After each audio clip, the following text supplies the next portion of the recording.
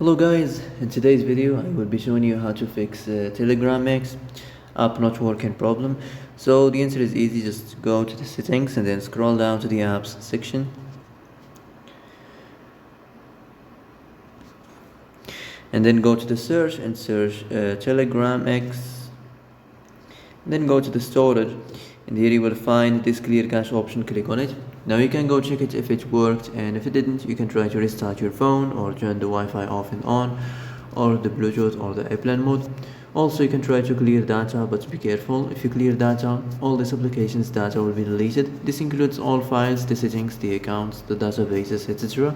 So be careful if you want to clear your data.